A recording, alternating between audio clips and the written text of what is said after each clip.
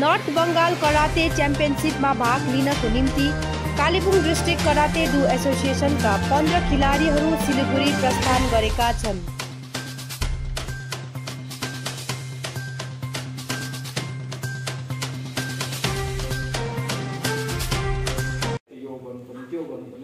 एकदमै उहाँको रुचि स्पोर्ट्सपट्टि रहेकोले गर्दा उहाँको जुन चाहिँ एउटा उहाँले त्यहाँनिर यो नानी यसरी खेल्नुपर्ने, यो नानी यो नानी यसरी खेल्छ, यो नानीलाई यतिको गऱ्यो भने चाहिँ यो नानीले फरवर्ड जान्छ, त्यो खालको उहाँसँग एउटा भलाकुसारी भइरहेको थियो। त्यति बेला नै मैले त्यही मौकामा एउटा चौका हिर्काउने मैले मौका पाएँ है। र त्यो चाहिँ के हो भने एकाडेमीमा मेरो नानीहरूलाई पनि उहाँले केही इन्करेज गरिदियोस्, मोटिभेट गरिदियोस् भन्ने उहाँसँग एउटा सल्लाह राखेँ र उहाँले हुन्छ भाइ एनी टाइम म आइदिन्छु भन्नुभयो। र अर्को कुरो म एकदमै उहाँसँग नजिकबाट चिन्न सकेँ, हाम्रै लाभाकै हुनुहुन्छ उहाँ शेरबाटा र हाम्रै लाभा क्षेत्रकै भएकोले गर्दा पनि म उहाँसँग एकदमै नजिक हुने मौका पाएँ। र यसर्थ उहाँलाई जुन चाहिँ आजको हाम्रो नानीहरू टोटल 15 जना नानीहरू चाहिँ आफ्टर 2 इयर्स कोभिडको सिचुएसनमा हामीले कुनै एक्टिभिटिज गर्न सक्यौँ, हाम्रो कुनै एक्टिभिटिज भएन, नानीहरूले कुनै कम्पिटिसनतिर पार्टिसिपेट गर्न सकेको थिएन। तर यो अहिले अलिकति नर्मल भएको जस्तो भएको छ।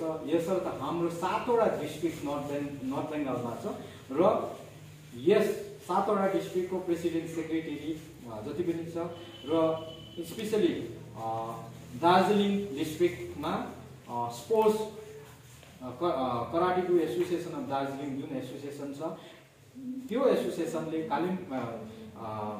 कालिम्पोङ त्यसरी नै अलिपुरद्वार है दार्जिलिङ जलपाइगुडी यो जतिवटा 7वटा डिस्ट्रिक्टलाई लिएर एउटा नर्थ बेङ्गाल टुर्नामेन्ट गरौँ भन्ने हाम्रो एउटा जमरको हामीले बस्यौँ। त्यो मिटिङमा हामीले पास गऱ्यौँ। यसर्थ 30 र 31 तारिकको दिन सिलगढीको दिल्ली पब्लिक स्कुलमा चाहिँ नर्थ बेङ्गाल टुर्नामेन्ट भइरहेको छ। त्यसमा चाहिँ अंशग्रहण गर्न हाम्रो कालिम्पोङ डिस्ट्रिक्टको 15 जना कराटे स्टुडेन्टहरूले यसमा सहभागिता जनाइरहेको छ। र यसर्थ यी नानीहरूलाई चाहिँ तपाईँको मार्फत हामी इन्करेज गर्न चाहन्छौँ भन्ने हेतुले हिजो उहाँको म अफिसमा भर्बल्ली कुनै इन्भिटेसन पनि हामीले दिनु पाएनौँ, भर्बल्ली उहाँलाई मुखले हामीले भन्यौँ यो ठुलो याद हुन्छ।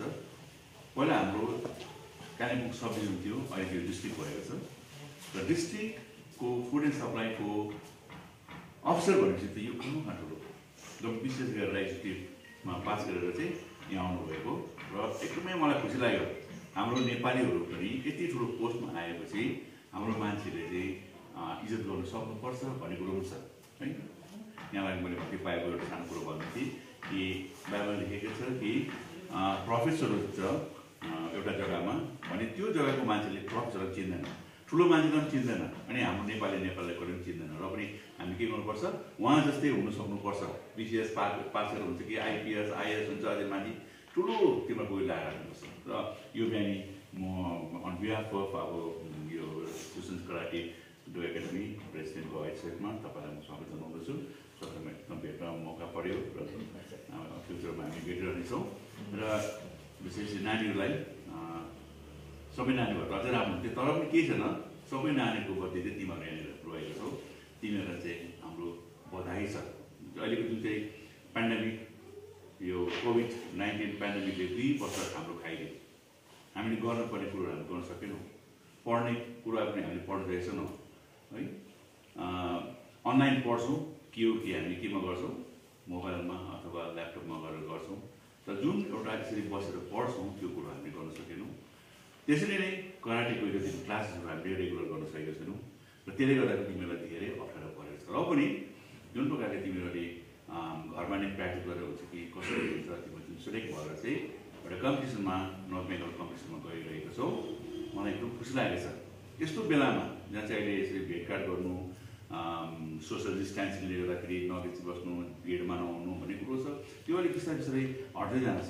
आशा छ यो 16 तारिकदेखि हाम्रो ममता ब्यानर्जी चिफ मिनिस्टर उहाँले भन्नुभएको जस्तै 16 देखि चाहिँ हाम्रो स्कुल लाग्छ कि भन्ने हामी आशा गर्छौँ। 9, 10, 11, 12 र पनि हामी यो भन्न सक्दैनौँ। एनी टाइम त्यस्तो युपीमा बिहानमा सुन्दै थियो युपीमा बढ्दैछ भनेर फेरि कोरोना है, कोरोनाको प्रकोपले चाहिँ हामीलाई कहिले न छोडेको छ। र यस्तो बेलामा चाहिँ मेरो नानीहरूलाई चाहिँ मेरो के छ बेस्ट विशेष छ, तिमीहरू जाऊ अनि जित, गो एन्ड विन, नडराउनु। ठिक छ, यसलाई नै राम्रोसँग लानुपर्छ। त्यो कराटे मलाई त्यति आइडिया छैन, र पनि मेरो भाइ पनि खेल्थ्यो, के अरे समथिङ यल्लो कि कुन चाहिँ बेल्ट ग्रिन बेल्टसम्म खेलेर छोड्यो भने त उसको उसँग अलिअलि सिक्दा चाहिँ उसँग जान्दा चाहिँ मैले के बुझेँ भने चाहिँ डिसिप्लिन गेम। कराटेले यदि डिसिप्लिन सिकाउँछ भने डिसिप्लिनै हो लाइफ पनि बनाउँछ। अब अहिले तिमीहरू सानो छौ होइन, यति बेला अब ठुल्ठुलो कुरा भनेर तिमीहरू हुँदैन, डिसिप्लिन चाहिँ इम्पोर्टेन्ट हो। यो डिसिप्लिन टाइम म्यानेजमेन्ट भन्छ। यति बेला केटाकेटी अब खेल्नु मनपर्छ, कुद्नु मनपर्छ है, मोबाइल हेर्नु पुरा मनपर्छ, 4 घन्टा भात नखाइ हेर्नु पाएको कम्ती खुसी हुँदैन होइन, लडी है होइन, रिचार्ज गरी पावर ब्याङ्क खोजी त त्यो चाहिँ 4 घन्टा मात्रै हो। 4 घन्टाले तिमीहरूले 4 दिन 4 महिना वा 4 वर्ष पछि लाग्छ। मोबाइल हेर्नु अप्रोप्रिएट टाइममा त्यो चाहिँदो पो हेर्नुपर्छ, नचाहिँदो हेरेर हुँदैन। यो टाइम चाहिँ लाइफको अब जुन चाहिँ 14-14 इयर्स एन्ड 15 इयर्स होइन, यो दुईजना 15 होला 14 होइन, जो चाहिँ 12+ छ उनीहरूको लागि चाहिँ फाउन्डेसन, लाइफको फाउन्डेसन गर्ने टाइम हो। यति बेला फाउन्डेसन अब मैले कस्तोमा फाउन्डेसन गर्ने, के गर्ने, यति नै बेला हो। त्यही भनेर सिम्पल भन्छ नि, अब यो बिग्रिन आँट्यो, अब यसको चाहिँ अब यो पकेट पलायो भन्छ कि भन्दैन हो, यो बिग्रिने उमेर यही हो भन्छ। अब यो बिग्रियो भने बिग्रियो अब सबै टाइम लाग्छ। यसैमा यो यस्तो एउटा एकाडेमीले नट ओन्ली स्पोर्ट्स मात्रै होइन, यसले डिसिप्लिन पनि सिकाउँदैछ। त्यो डिसिप्लिन भनेको सबै उयसमा स्पेयरमा हुन्छ, घरको डिसिप्लिन, स्कुलको डिसिप्लिन, त्यो आफ्नो लाइफस्टाइलको डिसिप्लिन, त्यसलाई लिएर गयो भने अटोमेटिकली सक्सेस हुन्छ। विशेष गरी कालिम्पोङ डिस्ट्रिक्ट कराटे डु एसोसिएसनको यो 2 वर्ष बाद हामीले डिस्ट्रिक्ट टिमलाई हामीले नर्थ बेङ्गाल टुर्नामेन्टमा लगेर गइरहेका छौँ। र जुन चाहिँ यो नर्थ बेङ्गाल टुर्नामेन्ट सिलगढीको दिल्ली पब्लिक स्कुलमा 30 अनि 31 अक्टोबरमा भइरहेको छ। र यहाँबाट टोटल 15 जना नानीहरूले 5 सालदेखि लिएर सिनियर क्याटेगोरी यानि कि 18 सालदेखि उकालोको सिनियर क्याटेगोरी, क्याडेट, जुनियर है, 12-13 सालको सम्पूर्ण गर्ल्स एन्ड बोइजले यसमा सहभागिता जनाइरहेको छ।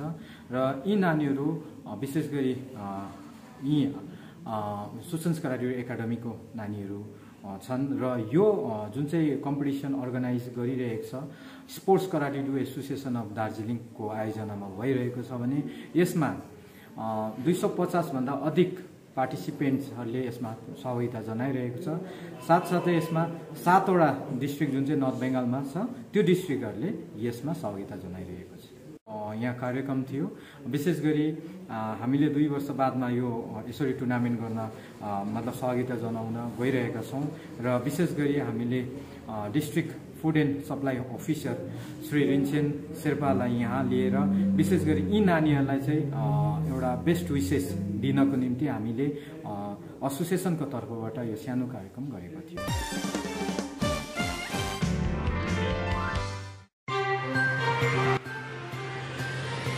कालेबुङ नगरपालिकाको 16 नम्बर वार्ड स्थित बोङ चर्च नजिकको सडकको अवस्था लथालिङ्ग भएपछि कालेबुङ नगरपालिका अध्यक्ष रवि प्रधानले आज निरीक्षण गरेका छन्।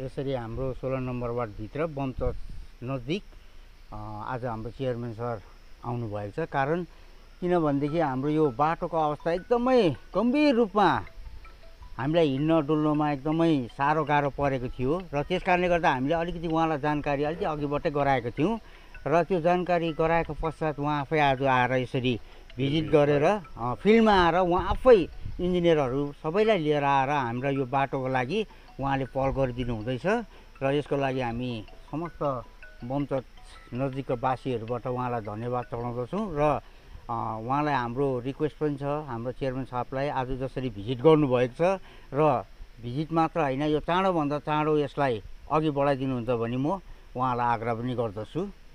विशेष त अहिले भन्न पर्दाखेरि हठात अहिले चाहिँ हामीले विशेष डम्पिङ ग्राउन्ड जहाँनिर चाहिँ हाम्रो कालिम्पोङ सहरको सम्पूर्ण गार्बेजलाई लिएर टुङ्गो लाउने एउटा जग्गा छ त्यहाँ जानेको निम्ति वार्ड नम्बर 1 र 4 नम्बर भएर त्यसरी डम्पिङ ग्राउन्ड जान पर्छ र त्यस क्षेत्रको बाटो एकदमै सोच्ने अवस्थामा भएकोले गर्दा साथसाथै त्यहाँनिर क्रिमेटोरियम जहाँ इलेक्ट्रोनिक हाम्रो एउटा क्रिमेटोरियम छ जहाँ मान्छेको अन्तिम दाह संस्कार गरिन्छ त्यो बाटो एकदमै भताभुङ्ग भएकोले गर्दा गाउँले पक्षबाट पनि यसको निम्ति धेरै चाप आएकोले गर्दाखेरि चाहिँ हामीले यसलाई हठात यो 4 नम्बर अनि 1 नम्बर अन्तर्गत परिने डम्पिङ ग्राउन्डसम्म पुग्ने बाटोको निम्ति चाहिँ हामीले काम थालिने गरिसकेका छौँ।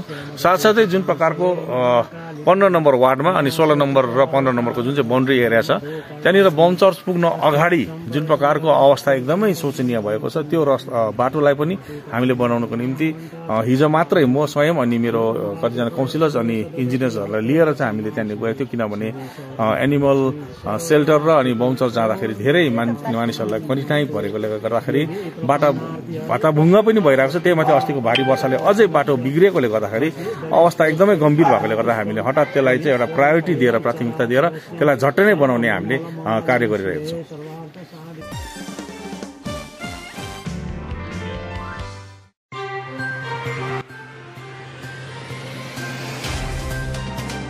भारतीय गोर्खा प्रजातान्त्रिक मोर्चाद्वारा प्रायोजित ओपन भलिबल प्रतियोगिता 2021 आजबाट दार्जिलिङ स्थित गोदुनिस मैदानमा सुरु भएको छ।